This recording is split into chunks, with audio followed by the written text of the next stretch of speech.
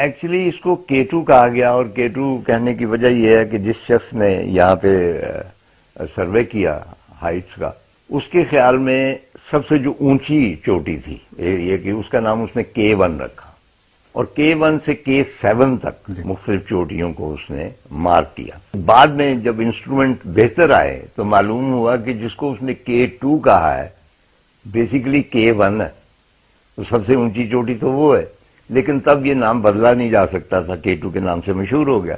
K2 کی مطلب خوبصورتی یہی ہے کہ باقی پہاڑ آپ کہیں سے بھی دیکھ لیتے ہیں، ایوریسٹ بھی 2-3 روز پہلے نظر آ جاتی ہے، نانگا پروت تو سڑک کے کنارے اپنا مطلب تخت بچھائے بیٹھی ہے، راکاپوشی ظاہر ہے وہ تو جھانک رہی ہے اوپر سے آپ کے۔ K2 واحد ماؤنٹین ہے جو پوشیدہ، یعنی جب تک آپ اس کے دامن میں نہیں پہنچ جاتے وہ دکھائی ہی نہیں دیتے۔ بسم اللہ الرحمن الرحیم، السلام علیکم۔ یہ PFFP آڈیو ورلڈ کی پروڈکشن ہے K2 کہانی۔ مستنظر حسین تارڑ کے سفر نامے کو آپ کے لیے پڑھا ادینہ شہزاد نے۔ آڈیو کنٹرولز پہ ہیں عارف بزمی اور مبشر علی۔ آپ کے لیے تلخیص کیا فرح علی۔ 5 کسیٹس پر یہ مکمل ہوا، یہ اس کی کسیٹ نمبر 1 ہے۔ اگر آپ ہم سے سعودی کتابوں کے سلسلے میں رابطہ قائم کرنا چاہیں تو سائمہ مار سے ٹیلی فون نمبر 2253-803 یا PO باکس 1652 اسلام آباد پر رابطہ قائم ضرور کیجیے گا۔ PFFP آڈیو ورلڈ کی صوتی کتب کی کاپی بنانا قانوناً جرم ہے۔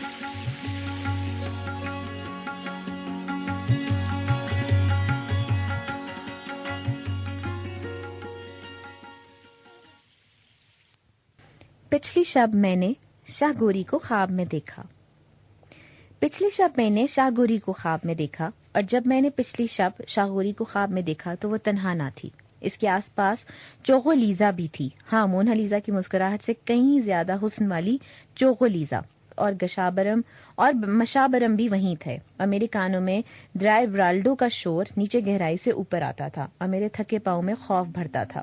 اور پچھلی شب میں نے اسکولے کو بھی خواب میں دیکھا، اسکولے جو شمال کا سب سے آخری گاؤں ہے، اس سے پرے کوئی انسانی آبادی نہیں ہے، اور اس کے آخری کھیت کے بعد ایک اور جہاں شروع ہو جاتا ہے، اور اس جہاں کے اندر صرف وہ جاتے ہیں جن کے دماغوں میں فطور ہوتا ہے اور آنکھوں میں وحشت ہوتی ہے۔ اور میں نے اسکولے کے گرد پھیلے ہوئے ان کھیتوں کو بھی دیکھا جن میں بک ویٹ کے گلابی پھولوں کی فصل در فصل چلتی جاتی ہے، اور اگر رکتی ہے تو وہاں پر رکتی ہے جہاں برالڈو کی نیچے گہری ہوتی جاتی ہے۔ اور یہیں کہیں تھنگل کے مقام پر ایک ایسے ہی کھیت کے گلابی خطے کے ساتھ ہریاول میں میرا نیلا اور زرد خیمہ اپنی لمبی اڑان کے لیے تیار پرندے کی طرح انتظار میں تھا۔ اور یہ خواب کس کس نے دیکھا؟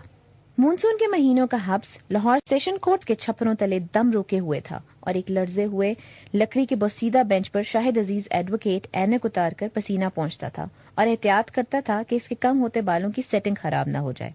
اس نے اپنی ٹائی ڈھیلی کر کے ایک سانس لیا، اور اس کے سیاہ کوٹ نے اسے دم پخت کر رکھا تھا، لیکن وہ اسے کیسے اتار سکتا تھا؟ ایک وکیل کی شان ہی یہی ہے کہ وہ جون جولائی کے مہینوں میں ایک سیاہ کوٹ میں پیک ہو اور پاکستان کورٹ کی گردان کرتا ہوا یور آنر کے کمرے میں داخل ہو کر کورنش بجا لائے۔ یور آنر سائل کا جو موقف ہے وہ حق پر مبنی ہے۔ یہ سائل انصاف اور زندگی کی یکسانیت سے تنگ آ چکا ہے۔ یہ سائل چاہتا ہے کہ اپنا خیمہ اور رکسک نکالے اور ادھر شمال کی جانب چلا جائیں جہاں برفیں پگھل رہی ہیں۔ ظاہر ہے اس نے یہ سب کچھ یور آنر سے نہیں کہا۔ وہ ہر برس اپنے کلیگ اور دوست فرزند علی کے ساتھ مل کر انصاف کی یکسانیت سے فرار ہو جاتا اور عدالت کے سلو موشن پنکھے سے دور ہو کر سیاہ کوٹ کی بجائے سرخ ہائکنگ جیکٹ پہن لیتا، لیکن ابھی عدالتیں بند ہونے میں 1 ماہ باقی تھا، اور اس 1 ماہ کے بعد اگست میں اس مرتبہ کہاں جانا ہے؟ عامر ایک کاروباری خاندان سے تعلق رکھتا تھا، اور اس طبقے میں فیکٹری کاروبار اور روپے پیسے کے لین دین سے پرے کوئی اور دنیا نہ تھی، اور عامر نے دریافت کر لیا تھا کہ اس سے پرے ایک دنیا ہے، اور وہ ہر برس رکسیک اور خیمہ اٹھا کر اس دنیا میں اتر جاتا تھا۔ جو ہی وہ دن قریب آتے جن دنوں میں برفیں پگھلتی ہیں اور ندیاں رواں ہوتی ہیں تو اس کی انگلیوں کی لرزش میں اضافہ ہو جاتا۔ تو اس بیماری کا کچھ نہ کچھ تو کرنا ہے، جس کی ایک واضح علامت آج اس کی انگلیوں میں لرز رہی تھی۔ اس برس کہاں جانا ہے؟ راولپنڈی کی مال روڈ پر واقع اسٹیٹ لائف کی عمارت کی 3ری منزل پر نعمان مرزا نے میز پر بکھری فائلوں اور پالیسی ہولڈرز کی حسابات سے سر اٹھایا اور ایک باریک سگار سلگا کر ایک گہرا کش لیا۔ تمباکو نوشی کی نشہ آور مہک اس کے مختصر بدن کے ارد گرد پھیل گئی اور وہ بے حد اپسیٹ تھا۔ اسے ایک ہسپانوی پارٹی کی جانب سے مالو بتنگ چوٹی پر جانے والی مہم کا ممبر بننے کی آفر دی گئی تھی، لیکن manager internal audit department state life جناب بٹ صاحب نے اسے چھٹی دینے سے انکار کر دیا تھا۔ اس نے ایک اور کش لگایا اور سوچا کہ بس اگلے ماہ تو چھٹی مل جائے گی، لیکن اگلے ماہ وہ کہاں جائے گا؟ مرزا نے کوہ پیمائی اور چٹانوں پر چڑھنے کے تکنیکی کورس بھی کر رکھے تھے۔ پہاڑوں کے اندر جانے کے لیے اس کا ساز و سامان بھی مکمل تھا۔ اس نے اپنے کوہ پیمائی کے بوٹوں کی جانب دیکھا جو ہر وقت پہنے رکھتا تھا اور اس کے کلیگ اس پر ہنستے تھے۔ مرزا صاحب، جنگ چھڑ گئی ہے؟ لیکن وہ چپ رہتا۔ اسے معلوم تھا کہ یہ لوگ ان جہانوں کی خبر نہیں رکھتے جو اس کی دسترس میں تھے، اور یہ نہیں جانتے تھے کہ مالک نے چند منظر صرف آوارہ گردوں کے لیے تخلیق کیے ہیں، کچھ دنیائیں صرف خانہ بدوشوں کے لیے بنائی ہیں۔ اس نے سگار کی جلن اپنی انگلیوں کے قریب محسوس کی اور چونک گیا۔ اسے ابھی اپنا آڈٹ مکمل کرنا تھا، لیکن اس برس وہ کہاں جائے گا پتہ نہیں۔ شاید بھائی جان کا کیا پروگرام ہے۔ ماڈل اسکول کے سالانہ دن کی تقریبات کا اختتام ہوا۔ ایک کسے ہوئے بدن والا نوجوان تھا جو ایک اٹکتے ہوئے لہجے میں مجھ سے بات کرتا تھا۔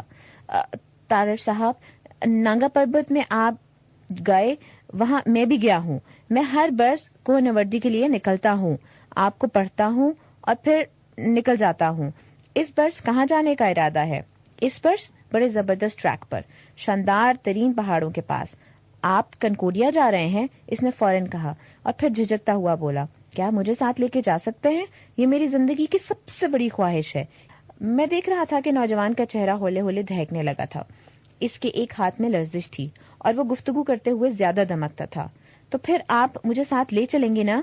آپ جولائی کے آخر میں مجھ سے رابطہ کیجیے گا۔ اور جولائی کے آخر میں ایک فون آیا، میں نے امریکہ سے خصوصی ٹریکنگ شوز بھی منگوا لیے ہیں، کب چلنا ہے؟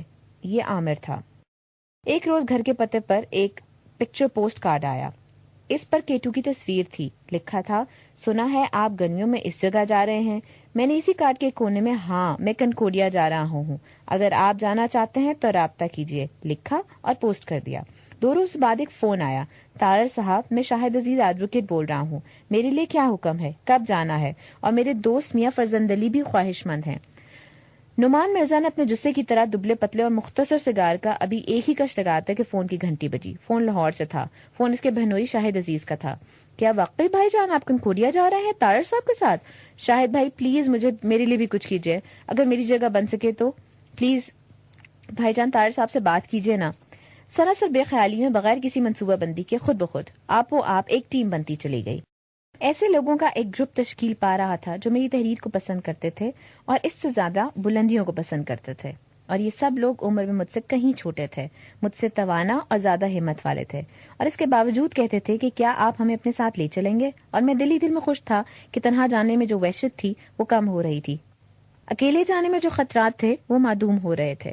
اگر میں راستے میں بیمار پڑتا ہوں یا کوئی حادثہ ہو جاتا ہے تو کم از کم میری ٹیم اپنے لیڈر کو اٹھا کر واپس تو لے ہی آئے گی۔ ان کا خیال تھا کہ میں ان کو اپنے ساتھ لے جا رہا ہوں، جبکہ حقیقت یہ تھی کہ میں ان کے ساتھ جا رہا تھا، ان کے سہارے جا رہا تھا۔ ایک روز عامر آیا تو اس کے ہمراہ ایک بلند قامت ہمہ وقت مسکراتا ہوا شخص تھا۔ یہ خالد ندیم تھا، بینکر تھا، مری سے زیادہ بلند کسی مقام پر نہیں گیا تھا، یہ بھی خواہش مند تھا۔ ایک اور مسئلہ ہے، فرمائیے۔ سکردو چھوڑنے کے بعد ہم تقریباً 20 روز تک پہاڑی ویرانوں میں ہوں گے۔ وہاں کچھ بھی ہو سکتا ہے، موسم کی شدت ہم پر اثر انداز ہو سکتی ہے، کوئی حادثہ ہو سکتا ہے، بلندی کی وجہ سے ہم سب پاگل ہو سکتے ہیں، اس لیے ایک ڈاکٹر کا ساتھ جانا ضروری ہے۔ میں اتفاق کرتا ہوں، لیکن ڈاکٹر کہاں سے آئے گا؟ بلکہ اتنا بے وقوف ڈاکٹر کہاں سے حاصل ہوگا جو لاہور شہر میں اپنی پریکٹس چھوڑ کر ہمارے ساتھ گلیشیئرز پر لڑکتا پھرے؟ ہاں، یہ واقعی مسئلہ ہے۔ آج میں اس مسئلے کے سننے کے موڈ میں ہوں۔ ایک حل ہے، ہم اخبار میں اشتہار دیتے ہیں کہ ایک عدد اچھا سا ڈاکٹر درکار ہے جو ہمارے ساتھ کنکوڈیا تک پیدل چلے اور اپنا خرچہ خود برداشت کرے، اور ہم جب بیمار ہوں تو مفت علاج بھی کرے۔ چنانچہ ایک انگریزی روزنامے میں اسی عبارت کے ساتھ ایک اشتہار دے دیا گیا۔ رابطے کے لیے عامر کا فون نمبر تھا۔ اس دوران میں صبح کی نشرات کی میزبانی کے لیے اسلام آباد چلا گیا۔ وہاں عامر کا فون آیا، اشتہار کاری ایکشن بڑا عجیب و غریب ہوا ہے طاہر صاحب، جتنے ڈاکٹر حضرات نے رابطہ کیا ہے ان سے کچھ پوچھتے یہ ہیں کہ آپ ساتھ چلنے کے کتنے پیسے دیں گے، حالانکہ اشتہار میں درج ہے کہ اپنے خرچے پر چلنا ہوگا۔ میں نے عامر سے کہا کہ ایک اشتہار اور دے جس میں واضح طور پر یہ درج ہو کہ ڈاکٹر والنٹیئر ہوگا، لیکن دوسرے اشتہار کی نوبت نہ آئی۔ نیو گارڈن ٹاؤن لاہور کے ڈائلس سروسز کے کلینک کے ڈائریکٹر ڈاکٹر عمر خان نے ایک گہرا سانس لیا۔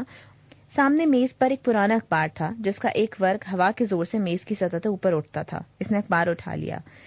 وہی ٹریش، وہی گاربیج، کچھ بھی نہیں تھا. البتہ اشتہارات کے صفحے قدر دلچسپ تھے.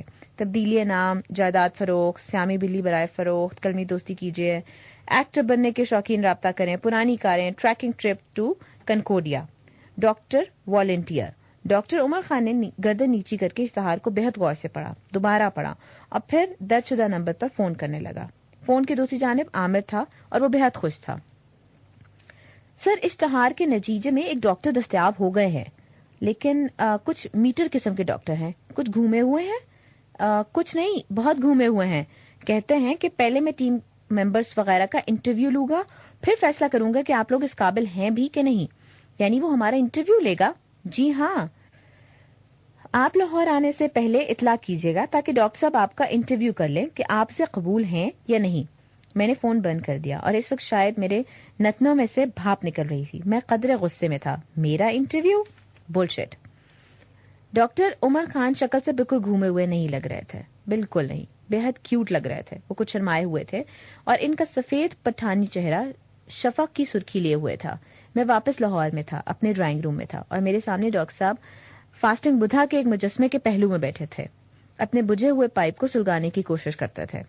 میں نے گفتگو کا آغاز کیا. ڈاکٹر صاحب، آپ کو ٹریکنگ یا کو نوردی وغیرہ میں کچھ دلچسپی ہے؟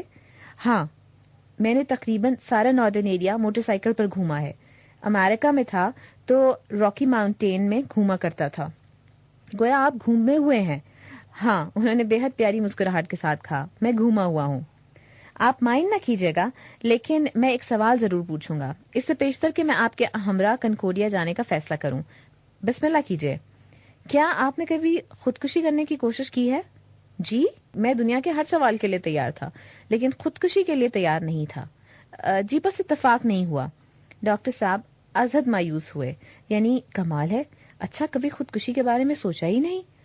ہاں، سوچا تو ہے. سنجیدگی سے؟ ہاں، سنجیدگی سے. ڈاکٹر صاحب کھل اٹھے. پھر ٹھیک ہے، میں آپ کے ساتھ کیٹو کی مہم پر چلوں گا. آپ تو بہت عمدہ انسان ہیں. میں نے عامر کی جانب دیکھا اور وہ پہلے سے زیادہ ہی منہ کھولے میری طرف دیکھ رہا تھا. کیا آپ اس قسم کے ڈاکٹر کے ساتھ پہاڑوں کے اندر جانا محفوظ سمجھتے ہیں؟ واہ جی، لطف آ گیا آپ کے ساتھ گفتگو کر کے. ڈاکٹر عمر بہت عمدہ موڈ میں تھے. پہلے آپ کی تحریریں پڑھی تھیں اور اب یہ جان کر کہ آپ خودکشی کے بارے میں سوچتے ہیں بہت لطف آیا. اور ہاں، کیا آپ کیٹو سے واپسی پر کوئی کتاب وغیرہ بھی لکھیں گے؟ جی ہاں، ارادہ تو ہے. اور کیا اس کتاب میں ٹیم ممبرز کا تذکرہ بھی ہوگا؟ جی ہاں، آپ لوگ ہی تو مرکزی کردار ہوں گے. میں آپ کے ساتھ نہیں جا رہا. ڈاکٹر عمر اٹھ کھڑے ہوئے. آپ تو بہت خطرناک شخص ہیں. میں پتہ نہیں کیا کیا کہہ جاؤں اور آپ پتہ نہیں کیا کیا لکھ ڈالیں.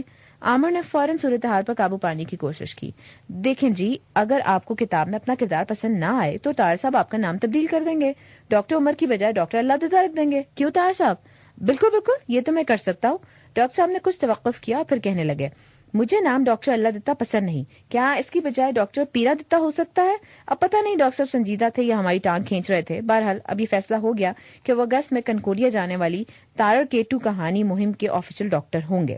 ڈاکٹر عمر خان ہوں گے یا ڈاکٹر پیرا دتا ہوں گے، اس کا فیصلہ بعد میں ہوگا. طیاروں سے دریاؤں سے باتیں کرنا اچھا لگتا ہے. پورے 10 روز بعد کیٹو کہانی کی ٹیم کو گورنمنٹ ہاسٹل کے کمرہ نمبر 101 میں جمع ہونا تھا. تیاریاں زوروں پر تھیں. مضبوط ٹریکنگ شوز، جاگرز کا ایک جوڑا، ٹھنڈی جرابیں، گرم جرابیں، عام جیکٹ نہیں ڈاؤن جیکٹ جس میں چھوٹے چھوٹے پر بھرے ہوتے ہیں، سن بلاک کریم تاکہ بلندی پر الٹرا وائلٹ شعائیں آپ کی جلد کو جلا نہ دیں، اونی مکمل زیر جامہ، تیز دھوپ میں چلنے کے لیے کھلی سوتی شلواریں اور ان کے ساتھ ٹی شرٹس وغیرہ وغیرہ اور وغیرہ.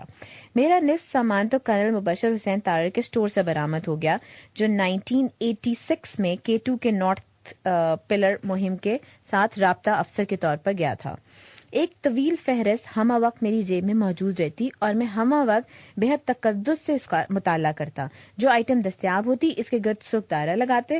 جو خوشی ہوتی وہ بیان سے باہر ہے. میں اپنا سامان سمیٹ کر لاہور سے اسلام آباد آ چکا تھا اور صبح کی نشہ سے فارغ ہو کر مجھے یہیں سے اپنی ٹیم کے ہمراہ سکردو چلے جانا تھا اور سکردو میں اکرام بیگ کو میرا منتظر ہونا تھا. لیکن ایک شام جب میں ہاسٹل میں واپس آیا تو اکرام بیگ وہاں منتظر تھا. طاہر صاحب، اکرام نے ماتھا کھجایا، میں آپ کے ساتھ کنکورڈیا نہ جا سکوں گا. میں کچھ عرصے سے بیمار ہوں. اب کراچی جا رہا ہوں آغا خان ہاسپٹل میں آپریشن کے لیے. ٹیسٹ کے لیے اور ریسٹ کے لیے. لیکن میں آپ کو ان اشیاء کی فہرست لکھ دیتا ہوں جو آپ یہاں سے خریدیں گے اور جو آپ سکردو سے خریدیں گے. لکھیے 50 میٹر نائلون کا رسا. رسا کیا کریں گے؟ جب آپ گلیشیئر پر چلتے ہوئے کسی تاریک برفانی دراڑ کی گہرائی میں جا گریں گے تو آپ کے ساتھی آپ کو کیسے نکالیں گے؟ میں خوف سے منجمد ہو گیا. فل فور مہم کینسل کر دینے کا خیال آیا، لیکن پھر سوچا کہ بیچارے ٹیم ممبران اپنے لیڈر کے بغیر کیا کریں گے، اس لیے اجتناب کیا. جی تو رسا 50 میٹر. آپ جو پورٹر ہائر کریں گے ان کے لیے 3 میٹر پولیتھین زمین پر بچھانے کے لیے، پریشر کوکر، مٹی کا تیل، کچن ٹینٹ کے لیے ترپال، ٹین کے 2 کنستر، واکنگ سٹکس وغیرہ اور وغیرہ. اکرام بیگ کے منظر سے نکلنے کے بعد یہ سوال پیدا ہوتا تھا کہ سکردو پہنچنے پر دیگر انتظامات کون کرے گا، یعنی پورٹرز اور باورچی کا بندوبست، سوکھے اور گیلے راشن کا حصول، سبزیاں، دالیں، ٹین، سوپ وغیرہ اور وغیرہ. مجھے ازابیل شاہ کا خیال آیا. ازابیل سے میری ملاقات صدر پارہ کے جھیل کنارے ہوئی تھی. اس کا گائیڈ محمد علی چنگیزی اس کے ہمراہ تھا. میں نے اسلام آباد میں چنگیزی کے دفتر فون کیا. جناب وہ سکردو میں ہے، آج کل سیزن ہے. میں نے سکردو فون کیا. جناب وہ آگے گئے ہیں پہاڑوں میں، آپ کا پیغام پہنچا دیں گے. میں نے چند روز بعد دوبارہ فون کیا. جناب چنگیزی صاحب کو آپ کا پیغام پہنچا دیا گیا ہے، وہ کہتے ہیں کہ طاہر صاحب اگر خالی ہاتھ بھی سکردو آ جائیں تو ہم انہیں کنکوڈیا تک پہنچا دیں گے، سب انتظامات ہو جائیں گے. چنانچہ ایک مسئلہ حل ہو گیا. دوسرا مسئلہ رہائش کا تھا. پھر سکردو فون کیا اور K2 موٹل فون کیا. ادھر سے انعام صاحب بولے طاہر صاحب آپ آئیں تو صحیح. موٹل کے مینیجر شیر علی تو باقاعدہ دھاڑے، جناب آپ کو ہم ایئرپورٹ لینے آئیں گے، ہر قسم کا بندوبست ہوگا، ہر قسم کا. دوسرا مسئلہ بھی حل ہو گیا. تیسرا مسئلہ سکردو فلائٹ کے ٹکٹوں کا حصول تھا، کنفرم ٹکٹوں کا، اور 1-2 نہیں بلکہ 7 ٹکٹوں کا. اور یہ سب کچھ فیضی صاحب کے فیض سے ہوا. تیسرا مسئلہ بھی حل ہو گیا. اب وہ خوراک جو ہمیں مقامی طور پر خریدنی تھی، عامر نے اپنے خصوصی تعلقات بروئے کار لا کر تقریباً 15 مرغیوں کو ٹن پیک کروا لیا، کچھ دالیں اور کچھ سبزیاں بھی. اسلام آباد کی کورڈ مارکیٹ کے ایک سٹور سے ہم نے خریداری کی. 30 ton tuna fish, 150 packet noodles, 10 ڈبے کارن فلیکس، چیز یعنی پنیر بابا سوپ، پیکٹس انڈوں کا سفوف، چائے، coffee, cocoa, biscuits, wafers, tomato ketchup, چینی، orange juice, mix fruit, jelly corn flakes, beef, corn اور وغیرہ وغیرہ وغیرہ. اور ٹن اوپنرز نہیں بھولنا بابا، بہت ضروری ہے. اور خواتین و حضرات، لاہور، اسلام آباد اور بالآخر سکردو میں ہم نے سفر کے لیے بڑی تفصیل اور عرق ریزی کے ساتھ شاپنگ کی، اور اس کے باوجود ایک بہت اہم اور اعلیٰ جمالیاتی ذوق کی حامل آئٹم بھول گئے. یہ کون سی آئٹم تھی؟ اس کے لیے ہم تھوڑا سا سسپینس قائم رکھتے ہیں. آپ کو پہاڑوں میں ہماری پہلی صبح کا انتظار کرنا ہوگا. تو چلیں K2. اسلام آباد ایئرپورٹ کے ٹرمینل میں ابھی شب کی سیاہی موجود تھی. باہر دن کی سفیدی کا بھی شائبہ تھا. لوگ کم تھے. لوگوں کی موجودگی کی سرسراہٹ تھی جیسے دھیمی سرگوشیاں ہوں. لاؤنج کے فرش کو کچھ دیر پہلے ایک بیزار خاکروب ایک بیزار قسم کے لمبے برش سے صاف کر کے گیا تھا، اور اس فرش پر ایک دوسرے سے روٹھے ہوئے الگ الگ 7 رکسیک پڑے ہوئے تھے. مختلف رنگوں کے رکسیک جو موٹے بونوں کی طرح فرش پر براجمان تھے. ہر رکسیک میں ایک دنیا تھی. اس میں خواہشیں تھیں. ان پر خیمے بندھے ہوئے تھے جنہوں نے بہت دور کی برفانی وادیوں میں کھلنا تھا. یہ رکسیک چھوٹی چھوٹی دنیایں اور ان آوارہ گردوں کی تھیں جو اپنے آس پاس کی دنیا سے کبھی مطمئن نہیں ہوئے، جو سر میں سودا رکھتے ہیں اور اسکولے سے پرے کے جہانوں کا جہاں صرف وہ جاتے ہیں جن کے دماغوں میں فطور ہوتا ہے. ہر رکسیک اپنے مالک کی شخصیت کا آئینہ دار تھا. خواتین و حضرات، سکردو جانے والی فلائٹ نمبر 162 پرواز کے لیے تیار ہے. آپ سے گزارش ہے کہ لاؤنج چھوڑنے سے پیشتر سگریٹ بجھا دیجیے. اور K2 کہانی کا آغاز دراصل اب ہوتا ہے. آسمان نیلے تھے، موسم صاف تھے، اور ہمارا اڑن کھٹولا برف زاروں میں بے آواز پرواز کرتا تھا. اڑن کھٹولے پر اڑ جاؤں تیرے ہاتھ نہ آؤں، ہاں تیرے ہاتھ نہ آؤں. نیچے جو وادیاں گزرتی تھی وہ ابھی نیم تاریکی میں تھیں. ان کی بلند ترین چوٹیوں پر جو جہاز کے پروں کے عین نیچے سے رکھتی تھی، دھوپ ایک مشتاق پیراشوٹ کی طرح لینڈ کر رہی تھی. نانگا پربت کی چٹھیل اور برف سے لدی ہوئی ڈھلانوں پر کہیں کہیں دھند تھی، کہیں کہیں چھوٹے بادل تھے جو لپٹ رہے تھے. یہ میرا پہاڑ تھا. میں نے اسے ہزاروں روپ میں دیکھا تھا. ایک روپ وہ بھی تھا جب میں نے اس کے دامن میں ایک کھائی میں لٹک رہا تھا اور میرے چہرے پر برف کا سفوف سرد پانی میں بدلتا تھا، اور ایک جنگلی بوٹی میرے نتنوں میں ایک تیز مہک اور موت کا خوف بھرتی تھی. نانگا پربت کب کی گزر چکی تھی، لیکن میں ابھی وہیں تھا کہ جہاز سکردو کے ریتیلے ہوائی اڈے پر اتر گیا. سکردو ایئرپورٹ وہ جگہ ہے جہاں بلتیوں کی پسند کی اور ناپسند کی ہر شے آسمان سے اترتی ہے. جہاز کا آسمانی رتھ یہاں ٹھہرتا ہے اور اس میں سے سیاح اور کوہنورد برآمد ہوتے ہیں. زندگی کی آسائشوں کے کریٹ اور بکس نکلتے ہیں.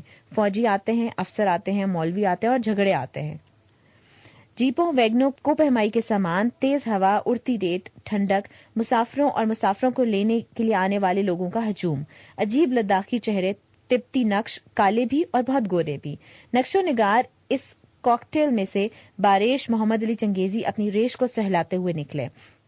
ان کے برابر میں دراز قد گورے چٹے شیر علی مسکراتے ہوئے نکلے. دونوں خاص طور پر مجھے اور میری ٹیم کو ایئرپورٹ پر لینے آئے تھے. گرم چشمے، میمے اور منصوبہ بندی. آج صبح ایئرپورٹ سے K2 موٹل پہنچنے کے بعد پوری ٹیم تتر بتر ہو گئی. ڈاکٹر عمر تقریباً 18 برس پیشتر سکردو آئے تھے اور کچھ عرصہ یہاں قیام کیا تھا. چنانچہ ڈاکٹر صاحب نے موٹل پہنچتے ہی اپنے آپ کو سنوارا اور ایک بھیگی سی شرمندہ سی مسکراہٹ کے ساتھ کہ میں ابھی آتا ہوں کہہ کر سکردو کی پرانی آبادی کی طرف چلے گئے. وہاں کون تھا جو انہیں 18 برس بعد بھی یاد تھا؟ مرزا صاحب نے موٹل کے لان میں چند ان پیکڈ قسم کی میموں کو ٹانگے دھوپ میں پھیلائے ہوئے سینکتے ہوئے ملاحظہ کیا تو نہ صرف ان کی بادشاہیں کھل گئیں بلکہ انہوں نے فوراً دوبارہ شیو کی، ایک سگار سلگایا اور نزدیک ترین میم کے ساتھ دھڑا دھڑ انگریزی بولنے شروع کر دی. میم ہکا بکا رہ گئی اور سر ہلانے لگی کہ میں نہیں سمجھ سکی. کمال کی میم ہے، انگریزی ہی نہیں سمجھتی. مرزا صاحب بولے، میرا خیال ہے میم جرمن ہے. شاہد صاحب نے اطلاع دی اور شاہد صاحب نے K2 موٹل میں داخل ہوتے ہی وہاں مقیم نسوانی آبادی کا مکمل بایو ڈیٹا حاصل کر لیا تھا. یہ نہیں کہ انہیں خواتین میں دلچسپی تھی بلکہ یوں ہی برسبیل ٹھرک. بہرحال مرزا صاحب نے فوراً پینترا بدلا اور دوسری میم کی طرف راغب ہو گئے. یہ میم صرف نام کی میم تھی ورنہ ہمارے میم نے اس سے کہیں زیادہ خوبصورت ہوتے ہیں. خالد صاحب ناشتے سے فارغ ہوتے ہی کمرے میں گئے اور ایک تولیہ کندھے پر ڈال کر برآمد ہو گئے. موٹل کے نیچے ایک وسیع دریائی گزرگاہ کے مختلف حصوں میں لیٹے دریائے سندھ کی طرف اشارہ کر کے بولے، میں ذرا نہانے جا رہا ہوں. آپ کہیں نہیں جا رہے، عامر نے ذرا سختی سے کہا. میں بھابھی کو گارنٹی دے کر لایا ہوں، یہ دریائے سندھ ہے. عامر نے خالد صاحب کو دریائے سندھ کی بجائے غسل خانے میں بھیج دیا. جو کرنا ہے وہاں جا کر کرو، یعنی تہذیب کے دائرے میں رہ کر. دوپہر کے کھانے کے بعد پوری ٹیم موٹل کے نئے ڈرائنگ روم میں جمع ہوئی. شاید یہ صرف میرا نہیں دنیا بھر کے کوہنوردوں کا خیال ہے کہ K2 موٹل سے جو وسعت اور پھیلاؤ ہمارے سامنے آتا ہے، جو کائناتی سکون ہمیں اسے دیکھنے سے ملتا ہے، جیسے اس علاقے میں صرف K2 موٹل ہے اور اس کے نیچے قدموں میں گہرائی میں دریائے سندھ ہے اور کچھ نہیں. جیسے آپ کسی بلند چوٹی سے نیچے پھیلی ہوئی وسعتوں کا نظارہ کرتے ہیں، ایسا نظارہ دنیا بھر میں اور کہیں نہیں ہوگا. اگر سکردو کی ہوا میں صرف گہرا سانس لینے کے لیے سفر جائز ہو جاتا ہے تو K2 موٹل سے صرف دریا، پہاڑ اور قلعہ دیکھنے کے لیے بھی یہاں تک کا سفر آپ کے پیسے پورے کر دیتا ہے. ہم نے لنچ کے لیے ڈرائنگ روم کا وہ گوشہ پسند کیا جہاں سے شیشے کی کھڑکیوں سے پرے یہ منظر ہماری آنکھوں کے سامنے رہتا تھا. پورٹر بکرا کھائے گا. ایک صبح ناشتے کی میز پر 3 فرائی انڈے نوش کرنے کے بعد میاں صاحب نے مجھ پر اینک کے پیچھے سے ایک خشگمی نگاہ ڈالی اور کہنے لگے، کیوں جی طاہر صاحب، یہ کنکوڈیا جانے والا پروگرام کینسل ہو گیا ہے؟ یہ آپ کیا کہہ رہے ہیں؟ میں نے 3 انڈے نوش کرنے کے بعد چوتھے انڈے کا پروگرام بنایا ہی تھا، لیکن میاں صاحب نے یہ سوال کر کے میرا طرح نکال دیا. آثار جو نظر آ رہے ہیں اس لیے کہہ رہا ہوں. وہ سر ہلانے لگے. ٹیم کے ممبران کوئی ورزش یا ہائکنگ وغیرہ کی بجائے کھانے پینے میں مشغول رہتے ہیں. بے شک وزن کرا لیں ہر ایک کا. ڈاکٹر صاحب کو روزانہ وہ مولوی لینے آ جاتا ہے، موٹر سائیکل والا. وہ اس کے ساتھ غائب ہو جاتے ہیں، پتہ نہیں کہاں جاتے ہیں اور کیوں جاتے ہیں اور کس کے پاس جاتے ہیں. مرزا صاحب لان میں بیٹھی میموں کی گرد پہرا دیتے رہتے ہیں. خالد صاحب کندھے پر تولیہ ڈال کر کہیں نہ کہیں نہانے چلے جاتے ہیں. شاہد صاحب گوروں کے ساتھ ایسی انگریزی بولتے ہیں جو ان کی سمجھ میں بھی نہیں آتی. عامر سکردو بازار میں کوپہمائی کا سامان تلاش کرتا رہتا ہے. اور میں کیا کرتا ہوں؟ آپ موٹل میں آنے والے پاکستانی سیاحوں کے سامنے بار بار سے گزرتے ہیں تاکہ وہ آپ کو پہچان کر کہیں کہ ہاں یہ ٹیلی ویژن والا تارڑ ہے. مجھے اپنے بارے میں یہ ریمارک بالکل پسند نہ آیا، حالانکہ وہ درست کہہ رہے تھے. ٹیم واقعی ضرورت سے زیادہ ریلیکس کر رہی تھی اور یوں اطمینان سے چل پھر رہی تھی جیسے ہم کنکودیا کا ٹریک مکمل کر کے واپس آ چکے ہیں اور یقیناً ہم سب کا وزن بڑھ چکا تھا. ہر روز کہیں نہ کہیں کوئی نہ کوئی دعوت عام ہوتی ہے جس میں شاید ہمیں اس لیے بہت کچھ کھلایا پلایا جاتا ہے کیونکہ ہماری شکلوں سے یہ نہیں لگ رہا تھا کہ ہم کنکودیا سے واپس بھی آ جائیں گے. ٹیم کی باغیں کھینچنے کے لیے آپ کے پاس کیا مشورہ ہے؟ میں نے میاں صاحب سے پوچھا۔ ایک تو آپ اس باورچی کو فوراً بلائیں جس نے شپلو سے آنا تھا۔ شپلو نہیں میاں صاحب، خپلو، اور پلیز آپ کک کو باورچی نہ کہیں، یعنی کہ جس طرح یہاں پورٹرز کو مزدور نہیں کہا جا سکتا اس طرح کک کو باورچی بھی نہیں کہہ سکتے۔ نہیں کہہ سکتے؟ ٹھیک ہے، میں احتیاط کروں گا۔ فی الحال آپ چنگیزی صاحب کو فون کریں۔ میں نے فوراً چنگیزی صاحب کو فون کیا۔ چنگیزی نے فوراً کک کو بھیج دیا جو ابھی کسی مہم سے واپس آیا تھا۔ ان کا نام غلام محمد تھا اور آتے ہی انہوں نے سینے پر ہاتھ رکھ کر ڈرامائی انداز میں کہا، آپ کا غلام۔ اس غلام نے ہم سے بہتر جوگرز پہن رکھے تھے، نیلی جینز بھی درآمد شدہ تھی اور 4 خانی شرٹ بھی امریکن دکھائی دیتی تھی۔ اس نے سنو گوگلز لگا رکھے تھے اور سر پر کاؤ بوائے سٹائل میں ایک ترچھا ہیٹ پہنا ہوا تھا۔ ہاں بھائی غلام، آپ کوک ہیں؟ میں نے پوچھا، اور میرے سوال کے جواب میں غلام محمد نے ایک عجیب سی آواز نکالی جو کسی زنانہ لگڑ بھگڑ سے مشابہ تھی۔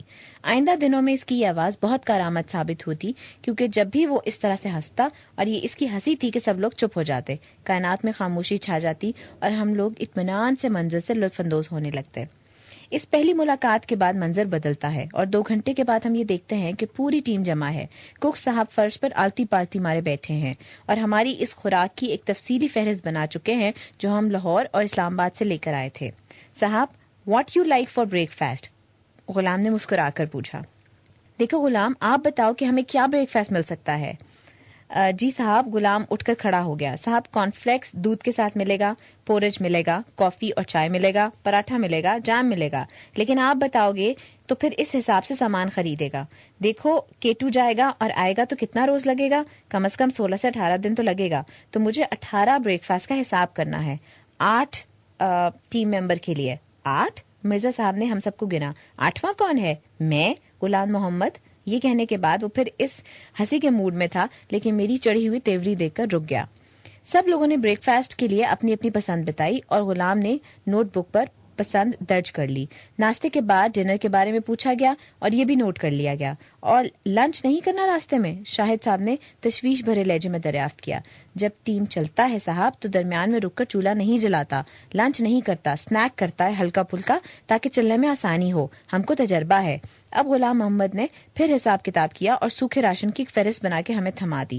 مختلف دالیں، چنے، آٹا، بیسن، گھی، تیل، ہر قسم کے مسالے، چینی، قہوہ، چائے وغیرہ اور وغیرہ۔ میاں صاحب نے اینک اتار کر فہرست اپنی چندوائی ہوئی آنکھوں کے قریب کی۔ میں نے کہا، بھائی کک صاحب، ہم کوئی بارات لے کر جا رہے ہیں کیٹو کے پاس، اتنی زیادہ خوراک تو ہم 18 دن تو کیا 18 ہفتوں میں بھی نہیں کھا سکتے۔ اس میں 20 پورٹرز کا فوڈ شامل ہے صاحب۔ اچھا، تو کھانا بھی ہمارے ذمہ؟ مرزا صاحب ذرا چونکے۔ پورٹر کا تو اور بھی بہت کچھ آپ کے ذمہ ہوگا صاحب، لیکن ابھی نہیں بتائے گا، آپ گھبرائے گا۔ ہم بالکل نہیں گھبرائے گا، آپ بتاؤ۔ نہیں صاحب ابھی نہیں، بس یہ بتائے گا کہ پورٹر بکرا کھائے گا۔ ایک پورٹر ایک بکرا کھائے گا؟ مرزا صاحب نے پوچھا۔ نہیں، سب پورٹر ایک بکرا کھائے گا۔ ہم بھی کھائے گا؟ مرزا صاحب نے سر ہلایا۔ نہیں، پورٹر کا بکرا صرف پورٹر کھائے گا، آپ اپنا بکرا خریدو اور کھاؤ۔ اس میٹنگ کے اختتام پر شاہد اور میاں صاحب خوراک کی فہرست تھامے بازار چلے گئے۔ ڈاکٹر صاحب اگرچہ دوائیوں کی ایک کٹ ساتھ لائے تھے، لیکن انہوں نے اس دوران ہم سب کی جسمانی صحت کو جانچ لیا تھا اور وہ چاہتے تھے کہ وائٹامنس کی کچھ بوتلیں مزید خرید لی جائیں۔ وہ بھی چلے گئے۔ عامر سکردو بازار چلا گیا۔ مرزا صاحب کے ذمہ ان تمام خیموں کو ایک مرتبہ کھول کر موٹل کے لان میں سازہ کرنا تھا جو ہم ساتھ لے کر جا رہے تاکہ کسی چھوٹی موٹی کمی کو درست کیا جا سکے۔ بالتورو گلیشیئر پر اگر آپ کے خیمے کی ایک تناب نہ برآمد ہو تو آپ کیا کریں گے؟ خالد صاحب نے موقع غنیمت جانا اور تولیہ کندھے پر ڈال کر نہانے چلے گئے، اور میں ایک اچھے لیڈر کی طرح خود بیکار بیٹھا تھا۔ اسی میں ایک لیڈر کی عظمت پنہا ہے۔ سفر کی شام اور اداسی کی تہوں میں سے کیا نکلتا ہے؟ اگلی صبح اسکولے سے روانگی تھی شمال کے آخری گاؤں کے لیے۔ اگلی صبح 3 جیپیں ہمیں لینے کے لیے آ رہی تھیں، 2 جیپیں ٹیم ممبران اور ان کے سامان کے لیے اور تیسری پورٹرز کے لیے۔ سفر کی شام میں ہمیشہ اداسی ہوتی ہے، سب لوگ مصروف تھے اور آپس میں بات کم کرتے تھے، یا سب لوگ یہ ظاہر کرتے تھے کہ وہ بہت مصروف ہیں۔ موٹیل کے ڈرائنگ روم میں بھی موم بتیاں جل رہی تھیں اور وہاں سے دبی دبی آوازیں مختلف زبانوں کی مجھ تک باہر آتی تھیں۔ لان میں اب کوئی نہیں تھا، ہاں دریا کی ایک مسلسل گونج، اس کے بہاؤ کی مدھم آواز نیچے سے اوپر موٹل تک آ رہی تھی۔ میں ابھی واپس اپنے کمرے میں نہیں جانا چاہتا تھا، میں ابھی اپنے ساتھ رہنا چاہتا تھا۔ میں دنیا کی تنہا ترین جگہ سے خوشی لینے جا رہا ہوں۔ کمرے کا دروازہ کھلا تھا اور سویر کی بجھی بجھی دھوپ اندر آ رہی تھی اور پورٹرز ہمارا سامان اٹھا اٹھا کر باہر لے جا رہے تھے۔ کسی بھی صبح میں کسی بھی ٹیم کی بلندیوں کی جانب روانگی ایک منظر ہوتا ہے. باہر K2 موٹل کے داخلے کے دروازے کے ساتھ ایک ایسا ہی منظر میری آنکھوں کے سامنے آ گیا جیسے کچھ لوگ ایک نئی بستی بسانے جا رہے ہوں. وہاں 2 درجن کے قریب پورٹرز تھے جن کے چہرے اور عادات و خصائل سے ہم نے بہت ساری منزلوں کے بعد واقف ہونا تھا. ایک جیپ پر ہمارا سامان لادا جا رہا تھا. پہلے نیلے رنگ کے پلاسٹک کے ڈرم آئے جن میں خورد و نوش کا سامان پیک کر دیا گیا. یہ ڈرم پورٹرز کے لیے ترپالیں، چولہے، کراکری اور بے شمار سامان چنگیزی صاحب کے سٹور میں سے آیا تھا اور وہ اپنی داڑھی سہلاتے تمام انتظامات کا جائزہ لے رہے تھے. پھر ان ڈرموں کے اوپر ہمارا ذاتی سامان آ گیا. میں روانگی کے اس منظر کو اپنے نئے ویڈیو کیمرے نیشنل کے پیناسونک پام کارڈ کے حساس لینس میں سے دیکھ رہا تھا. یہ سپر VHS کیمرہ میں افورڈ تو نہیں کر سکتا تھا، لیکن میں نے ایک اچھے مسلمان کی طرح فوراً ادھار کا بندوبست کر لیا، کیونکہ کوئی بھی شخص زندگی میں کتنی بار کنکوڈیا جاتا ہے، اور اگر وہ کنکوڈیا جاتا ہے اور ساکت اور متحرک تصویریں نہیں لیتا تو اس شخص کو آپ کیا کہیں گے؟ یہ الگ بات ہے کہ میرے پاس صرف 2 بیٹریاں تھیں اور سکردو پہنچ کر ایک تجربہ کار کیمرہ مین نے میرے کان میں خاموشی کی کہ طاہر صاحب یہ 2 بیٹریاں انشاءاللہ اسکولے پہنچتے ہی بالکل ٹھنڈی ہو جائیں گی اور آپ خواہ پورے سفر میں کیمرے کا بوجھ اٹھائے پھریں گے، اسے یہیں چھوڑ جائیے. وہ شاید درست کہتا تھا. بیٹری ڈاؤن ہو جائے تو بجلی سے چارج ہوتی ہے اور ادھر اسکولے میں تو موم بتیاں بڑی مشکل سے ملتی ہیں. بہرحال میں نے سوچا کہ روانگی کا منظر تو کم از کم فلم بند کر لیا جائے اور میں کرتا رہا. سامان جب لوڈ ہو چکا تو اسے رسوں سے باندھ دیا گیا. جیپوں کے انجن پوری طرح متحرک ہو کر گرم ہو چکے تھے اور اب ان میں ایک بےتاب غراہٹ تھی. ڈرائیور ایکسیلیٹر کو دبا کر اپنی بے چینی کا اظہار کر رہے تھے. اللہ آپ کا نگہبان ہو. چنگیزی کے چہرے پر میرے لیے مسکراہٹ اور فکر مندی تھی. میں ابھی نشست پر بیٹھ رہا تھا کہ ڈرائیور نے کہا، حسن جو. اس نے جیپ کو گیئر میں ڈالتے ہوئے میرا نام ہے صاحب چلیں یہ کہا. بسم اللہ. چنگیزی صاحب ہمارے ساتھ ساتھ چلنے لگے. اور ہاں طاہر صاحب، ابھی ادھر سے ایک جیپ آئی ہے، 2 جگہوں پر روڈ بلاک ہے، ہو سکتا ہے آپ کو کچھ فاصلہ پیدل طے کرنا پڑے. ویسے یہ جیپ سکولے تک نہیں جا سکے گی. لیکن کیوں؟ میں گھبرا گیا. گھبرائے نہیں، چنگیزی اطمینان سے کہنے لگے. اسکولے سے 2 کلومیٹر ادھر روڈ بالکل تباہ ہو چکی ہے، اس لیے جیپ ادھر تک جائے گی. آپ یا تو ادھر کیمپ کر لیں یا پھر ادھر سے سامان اٹھا کر اسکولے جا کر کیمپ کر لیجیے گا. اگر اسکولے جائیں گے تو پورٹر آدھے دن کی مزدوری مانگیں گے. بہتر ہے جہاں سڑک ختم ہو وہاں کیمپ کر لیں. جگہ کا نام ہے تھنگل. اوکے طاہر صاحب. تقریباً اوکے، میں نے مسکراتے ہوئے کہا اور پھر جیپ میں سوار ہو گیا. اوکے حسن جو. اوکے صاحب. حسن جو نے جیپ کو نیوٹرل سے اٹھا کر پہلے گیئر میں ڈال دیا. تینوں جیپیں باری باری K2 موٹل کے صدر دروازے سے نکل کر نیچے اترنے لگیں. نیچے اتری تو سکردو شہر سے منہ موڑ کر خپلو جانے والے رستے پر ہو گئیں. آبادی ختم ہو گئی. ایک سیدھی سڑک چٹانوں کے درمیان، بائیں ہاتھ پر شیر دریا سندھ جو قریب ہوا اور پھر ہم اسے تھور گوپل سے پار کر کے اس منی صحرا میں آ گئے جہاں سے وادی شگر کو راستہ جاتا تھا. حسن جو نے میری طرف دیکھا. کیا دیکھتا ہے صاحب؟ چند برس پیشتر میں نے ان چٹانوں پر 6 اڑیال دیکھے تھے. ان کو ہم شاپو بولتے ہیں. ادھر اب بھی ہے. پچھلے سپہر شام کے قریب یہ دریائے شگر سے پانی پینے آتا ہے. ہم پہاڑوں کے اندر چلے گئے. پھر راستہ ہموار ہو گیا اور ایک موڑ کے بعد شگر کی وادی سامنے آ گئی. دریا کا بے حد وسیع ریتیلا پاڑ اور اس سے پرے بلند پہاڑ اور ان کے نیچے شگر کا سبزہ کھیت اور ہموار آبادیاں.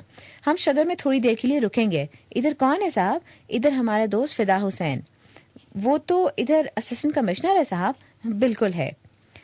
شگر کی خوبصورت چیز زہر مہرا پتھر ہے جو ایک انتہائی بلند علاقے میں ملتا ہے.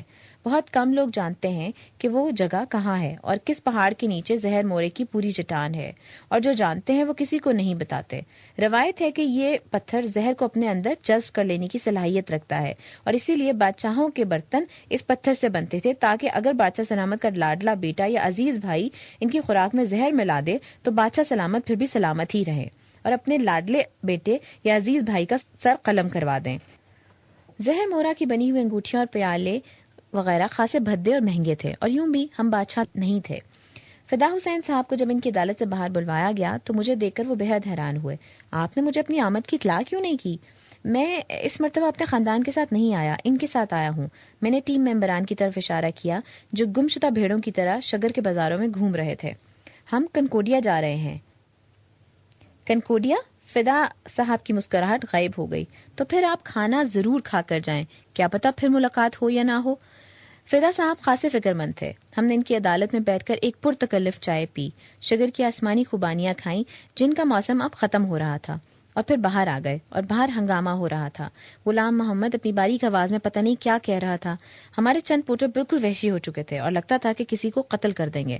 تینوں جیپوں کو گھیرے میں لے لیا گیا تھا اور مقامی آبادی اور ہمارے ساتھ سکردو سے آئے ہوئے پوٹرز کے درمیان کوئی شدید رنجش والا تنازع بھڑک رہا تھا. تقریباً 30-40 حضرات بیک وقت بول رہے تھے اور کسی خاص شخص سے مخاطب نہیں تھے بلکہ بس بول رہے تھے. ایک تبتی قسم کا بابا خوبانی کے درخت کے تنے سے ٹیک لگائے آسمان کی طرف دیکھ رہا تھا اور بولے چلا جا رہا تھا. کچھ صاحبان جیپ میں لدے ہوئے پوٹرز کو نیچے اتارنے کی کوشش میں مشغول تھے اور ظاہر ہے کہ وہ بدستور جیپ میں لدے ہوئے رہنے کی کوشش میں مشغول تھے. ہم نے فوراً فدا حسین صاحب کی مدد کی درخواست کی. آفٹر آل وہ اس وادی کے سب سے بڑے آفیسر تھے. آپ فکر نہ کریں، یہ رہاں کا روزانہ کا معمول ہے. وہ لاپرواہی سے بولے. لیکن جناب، یہ تو لا اینڈ آرڈر کا مسئلہ ہے. ڈاکٹر عمر کو ان کی لاپرواہی پسند نہ آئی.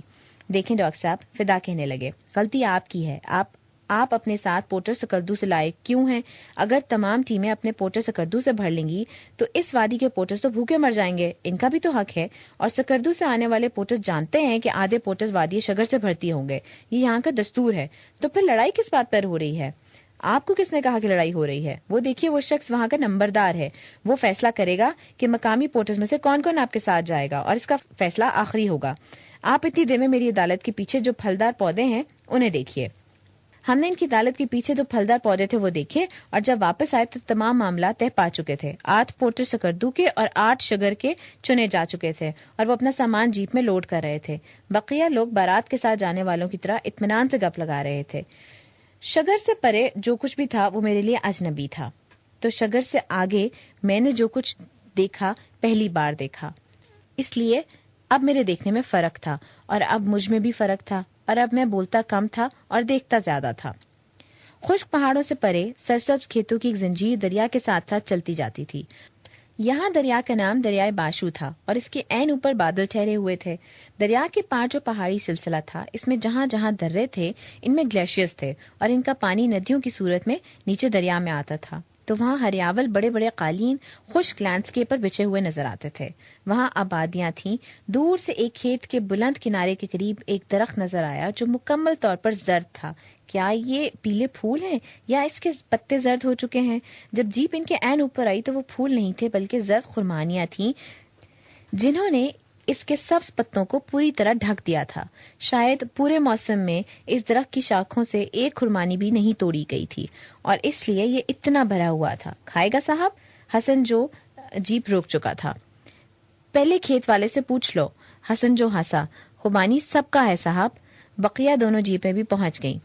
سکردو سے روانگی کے وقت پوری ٹیم نے یہ فیصلہ کیا کہ راستے میں کہیں بھی درخت سے توڑ کر اچھی طرح دھوئے بغیر کوئی پھل نہیں کھایا جائے گا. خاص طور پر خوبانی اور شہتوت تو ادھر پیٹ کے اندر گئے اور ادھر آپ لوٹا لوٹا کرتے آپ ہی لوٹا ہوئے، یعنی ڈائریا. لیکن دریائے باشو کے اوپر جب بادل جھکے ہوں اور ہوا میں ان کی نمی آپ کے بدن کو چھوتی ہو اور وہاں ایک زرد درخت ہو جیسے کسی جادو کی وادی کا آغاز ہو، تو آپ بے بس ہو جاتے ہیں اور کہتے ہیں کہ دیکھا جائے گا. ہم چھوٹے بچوں کی طرح جھولیاں بھر بھر کے خوبانیاں نیچے لانے لگے. ہمارا خیال تھا کہ درخت پر ایک بھی خوبانی نہیں بچے گی، لیکن ہم جب وہاں سے روانہ ہوئے کچھ دوری پر جا کر ہم نے مڑ کر دیکھا تو درخت ویسے کا ویسے تھا. ایک زرد ڈھیر. لگتا تھا کہ اس کی شاخوں سے ایک خوبانی بھی نہیں توڑی گئی. بھرا ہوا ویسے کا ویسے.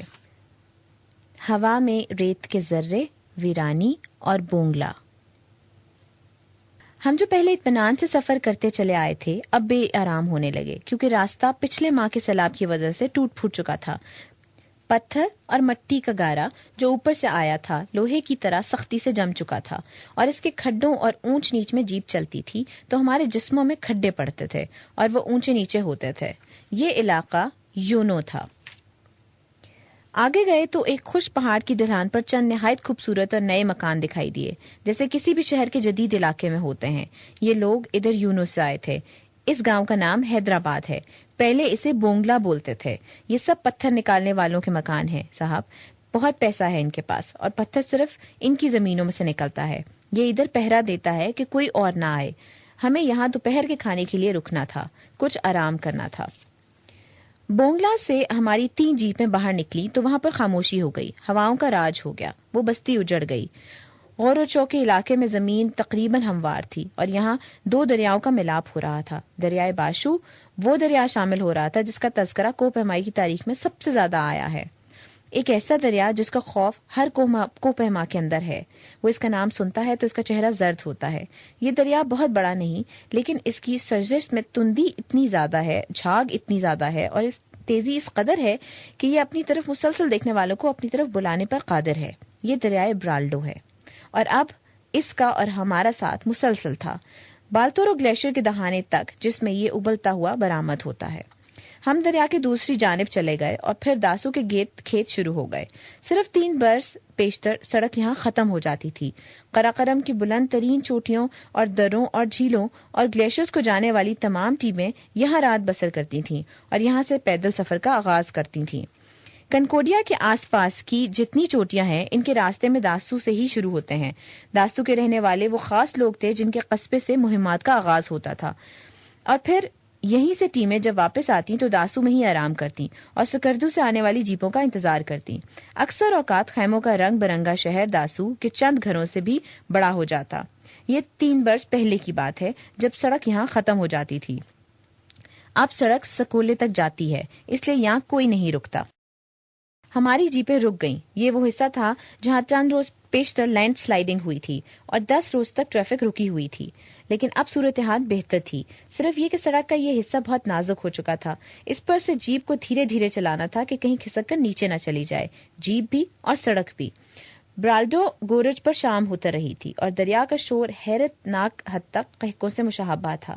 اور اس اترتی شام میں ہم نے دیکھا کہ برالڈو پر جھکے ہوئے پہاڑی راستے پر 2 بلتی پورٹرز بھاگے چلے آ رہے ہیں. وہ ایک مخصوص رفتار سے ایک خاص ردھم سے چلے آ رہے تھے. حسن جو نے جیپ روک کر ان سے سوال جواب کیا اور انہوں نے بھاگنا موقوف کر کے سگریٹ سلگھائے اور سڑک کے کنارے لیٹ گئے جیسے سفر یہیں ختم ہو گیا ہو. میں نے حسن جو کی طرف دیکھا. اس نے جیپ پھر سے سٹارٹ کر دی. صاحب یہ دونوں سکردو جا رہے تھے جیپ لینے کے لیے. ادھر سکولے میں ایک ٹیم اتری ہے تو انہوں نے ان کو بھیجا تھا کہ جاؤ سکردو سے جیپ لے آؤ. تو اب نہیں جائیں گے؟ اب کیا کریں گے صاحب؟ ہمارا 3 جیپ جو آ رہا ہے تو آپ کو اتارے گا اور اس ٹیم کو لے کر کل صبح سکردو واپس آ جائے گا. ہم خوش ہیں صاحب. حسن جو ان کمپنی کو واپسی کی سواری مل گئی تھی. اس نے خوش تو ہونا ہی تھا. عام حالات میں وہ خالی واپس جاتے لیکن ایک سوال میرے ذہن میں بھی آیا. جب ہم K2 سے واپس آئیں گے تو سکولے میں سکردو سے جیپ نہیں ملے گی. نہیں ملے گی تو پھر آپ 2 پورٹرز کو سکردو بھیجو گے کہ جیپ لاؤ اور اتنا عرصہ ہم سکولے میں انتظار کریں گے. انتظار نہیں کرنا تو پھر پیدل داسو آ جانا برالڈو کے اوپر اور گیلی برج کے راستے ہے نا. ہم سکولے میں جیپ کا انتظار کریں گے. سکولے روڈ کو میں نے پہاڑی کو پیماؤں سے ایک اچھی روڈ پایا. ہر پہاڑی سڑک پر خطرہ تو ہوتا ہے چاہے وہ شاہراہ ریشم ہی کیوں نہ ہو. یعنی اگر آپ اس سے گریں تو نیچے جائیں گے، یعنی خطرہ یہاں بھی موجود تھا. لیکن مجموعی طور پر میں نے اسے کئی کوہستانی راستوں سے بہتر اور محفوظ محسوس کیا. شام میں ابھی دن کی سفیدی نمایاں تھی. سنو لیک، گلابی رنگ کے کھیت اور تھنگل میں منگل. شام میں ابھی دن کی سفیدی نمایاں تھی جب برالڈو کا تنگ گورج وسیع ہونے لگا. کچی سڑک بھی خاصی ہموار ہو رہی تھی. جب ہم نے بلند چوٹیوں کے دروں میں برف کی سفیدی دیکھی اور اس سفیدی کے نیچے درختوں کا ایک جھنڈ دیکھا اور اس کے پہلو میں کیا دیکھا، ان کے پہلو میں ایک دل کو شک میں ڈال دینے والا منظر تھا. ایک ایسا منظر جس دیکھ کر انسان بے اختیار مسکرانے لگتا ہے کیونکہ وہ جانتا ہے کہ کتنے لوگ ہوں گے جو اترتی شام کے ساتھ اس وادی میں پہلی بار اترتے ہیں اور ان کی آنکھیں اس منظر کو دیکھتی ہوں گی. وہاں ڈھلوانوں پر بھی اور ہموار جگہوں پر بھی اور درختوں کے آس پاس بھی اور دریا پر جھکے ہوئے بھی گلابی رنگ کے کھیت تھے. یقیناً یہ پھول تھے، لیکن پھولوں کے کھیت کس طرح ہو سکتے ہیں؟ پھول پہاڑی ڈھلوانوں پر یا دیوسائی کے میدانوں پر دیکھنے کو مل سکتے ہیں، لیکن باقاعدہ ان کے کھیت تہ در تہ کس طرح ممکن ہے؟ ہمارے سامنے جو منظر وسیع ہو رہا تھا اس میں برف کی سفیدی، چٹانوں کی ویرانی اور درختوں کا سبزہ تھا، لیکن بہت کم اور بہت زیادہ گلابی رنگ تھا جو اس لینڈسکیپ کو مکمل طور پر آؤٹ آف بیلنس کر رہا تھا. یہ اسکولے ہے؟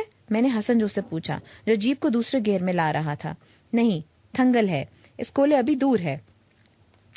اسکولے ابھی دور ہے؟ ہاں، ابھی 2-3 کلومیٹر فاصلہ باقی ہے، لیکن ہم ادھر ٹھہریں گے تھنگل میں. اس لمحے مجھے یاد آیا کہ آج صبح سکردو سے روانگی کے وقت چنگیزی نے خاص طور پر بتایا تھا کہ آج رات تھنگل میں قیام ہوگا کیونکہ آگے سڑک خراب ہے. آپ کل صبح ادھر سے سٹارٹ لوگے. جیپ رک گئی اور میں نے باہر آ کر ایک تھکے ہوئے بلے کی طرح اپنے جسم کو انگڑائیاں لے لے کر دوہرا کیا اور پھر ایک طویل جمائی لی. یہ ایک بے حد طویل سفر تھا. کچے راستے کے دائیں جانب گہرائی تھی اور نیچے ایک پھیلتی ہوئی گزرگاہ میں برالڈو بہتا تھا. راستے کے ساتھ 2 بند کوٹریاں تھیں جن کے کوارٹروں پر کسی فرانسیسی مہم کے سٹیکر چسپاں تھے. ان کے ساتھ ایک چھوٹا سا میدان تھا جس میں ادھر ادھر پتھر بکھرے ہوئے تھے. میدان کے آس پاس درخت تھے اور ذرا سی اونچائی پر ایک گھر تھا اور گھر کے ساتھ ایک بڑا گلابی میدان تھا، یعنی گلابی پھولوں والا کھیت تھا. اس کھیت کے کنارے پر 3-4 نہایت خوبصورت خیمے نصب تھے جن کے رنگ گلابی پس منظر کی وجہ سے ابھر کر سامنے آتے تھے. چند غیر ملکی سیاح ان خیموں کے آس پاس تھے. یہ تھنگل کی کیمپنگ سائٹ تھی. اس دوران بقیہ دونوں جیپیں بھی پہنچ گئیں. دیکھتے دیکھتے وہ میدان آباد ہونے لگا. پورٹر سامان اتارنے لگے. غلام محمد نے فوری طور پر چائے کے لیے پانی رکھ دیا. میاں صاحب نے جیپ سے اتر کر کمر سیدھی کی اور پھر شاید پہلی بار گلابی کھیتوں کی طرف دیکھا. واہ جی واہ، اسکولے کی. یہ اسکولے نہیں، تھنگل ہے، مرزا صاحب نے تصحیح کی. تو پھر واہ جی واہ، تھنگل کی. میاں صاحب مسکرانے لگے. مرزا صاحب یہ اسکولے ہو یا تھنگل، واہ جی واہ ہے. قربان جائیں جی سونے رب دی جس نے یہ بنایا. عامر بالکل بچوں کی طرح ہنس رہا تھا. طاہر صاحب یہ جگہ ٹھیک ہے، آگے کیا کرنا ہے جا کر؟ یہیں پر کھاتے ہیں پیتے ہیں اور موج کرتے ہیں. میں دیکھ رہا تھا کہ عامر پر اس منظر نے گہرا اثر کیا تھا. میرا خیال ہے کہ ہماری پوری ٹیم میں سے عامر ایک ایسا شخص تھا جس پر منظر نقش ہو جاتے تھے.